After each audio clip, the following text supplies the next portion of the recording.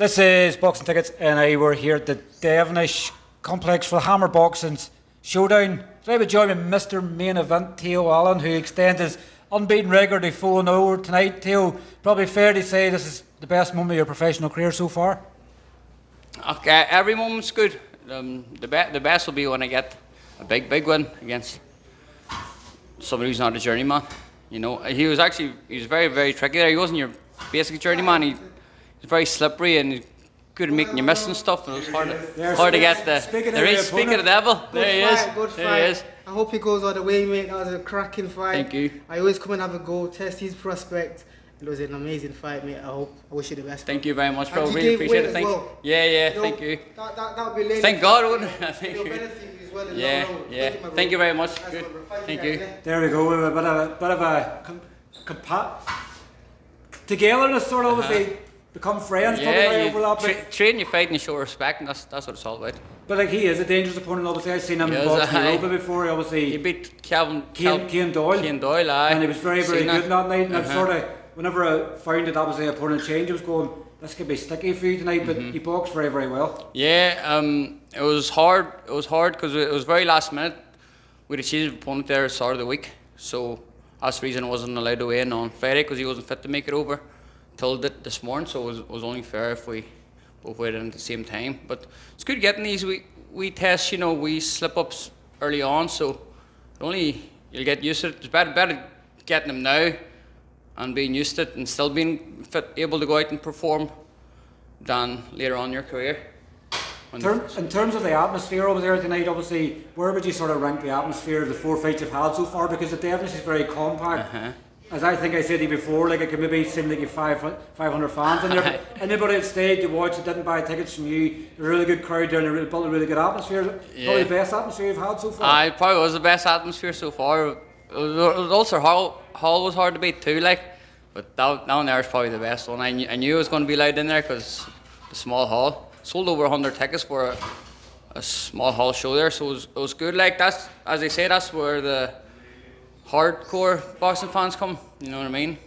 So like me and you.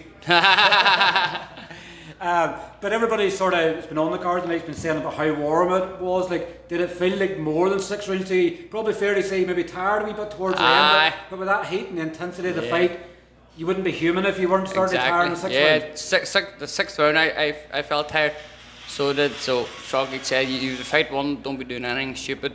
Just try to keep the jab going, keep him off. Don't be getting caught silly shots, because he's going to come in here and have a go now this round, and he did. But it's fit to keep away from them big shots and got the win.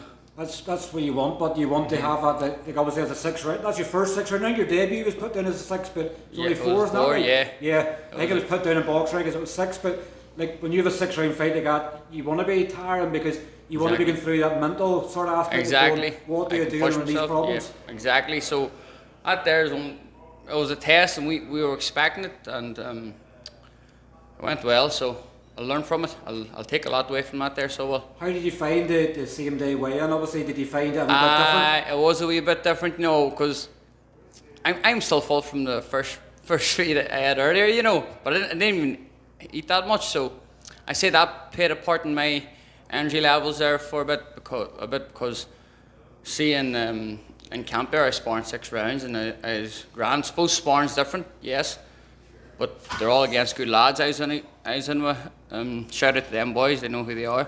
All good rounds, but I say the same day weigh-in sort of played a part in it. Only 12 o'clock got weighed in there, just after 12, so it's a different mental aspect. I guess you were used to it in the amateur sort of, you know, in some respects they are, but particularly when you're seeing everybody weighing in yesterday, and obviously you're seeing the footage and you're going, hold on, I'm headlining this card, but I'm not weighing in today, I'm weighing in tomorrow. It's that mental aspect, but sometimes it's good to keep that because it saves you from bloating up too much. Yeah, exactly, that definitely did, but and then it was getting the nutrition right today was hard, so it was, but no, sure, I'll learn.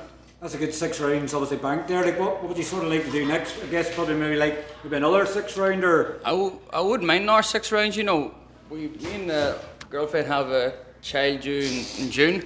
I wouldn't mind getting out May maybe, even, but we'll see what the crack is. Paddy's on about a big one, not say too much. Big one soon enough. But I'll not say too much. First child, is it? First child, aye. So big changes. Big changes, like obviously. I was speaking to James Freeman earlier. Obviously, he was saying the wee one was sort of giving off this morning, and he's sort of trying to into fight preparation. Like your life's going to completely change. Yeah. You know, obviously you're only a couple of months away from becoming a dad, and then you probably feel like an adult sort of. Then like it's probably say you either get married or you have a child, and then you become an adult. So you're finally growing up. I know. Like we just bought a house there too, so it's been real busy this camp with work and stuff. But I think her dad's been doing most of the work in the house, but. I just be getting in the way. I'm not good in my hands.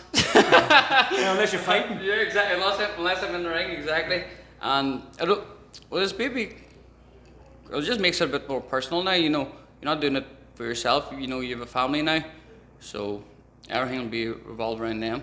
Do you feel more like an established sort of pro now? Like you've obviously fought in the Ulster Hall, you've fought in SSE, you've now finally fought on a proper small hall card. Do you probably then feel more like a.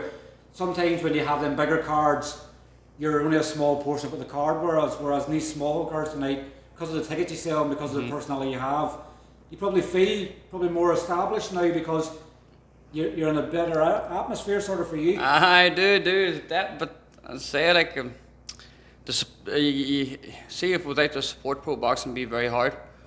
To be honest, if I didn't have that support there, I don't think I'd stick at it much longer. And it seems to be getting bigger every time. You get new faces coming to fights and all now, so hopefully it builds up. And you probably the star man of Madison Square Garden, obviously getting tickets from you and sitting there the night. Fergal McCrory obviously fought for the world title not so long ago. Like the support's growing, and you're probably going to surpass the likes of Conrad and Fergal and things like that. I know Fergal sells quite a lot of tickets in America, but people's following that trend and they're going, we have another guy here we can get behind, and your tickets aren't, as we've said before, your tickets aren't in Cookstown. They're spreading all over. Like you're becoming a sort of star here overnight. Hopefully it keeps going. You know, just need to keep winning fights and performing, and just keep on building from there. As you say, shout out to Fergal McCrory as well. He's a good guy. I became very friendly with Fergal from I turned pro. Boys knew Fergal, but he's very good at giving advice and stuff, and he's a good guy. So shout out to Fergal McCrory. Shout out to Fearless.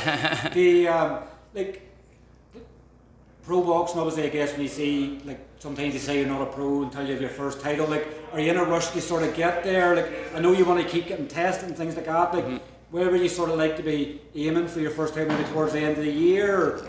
Probably towards the end of the year. So as I like to have an R test. So, but I've been tested every time.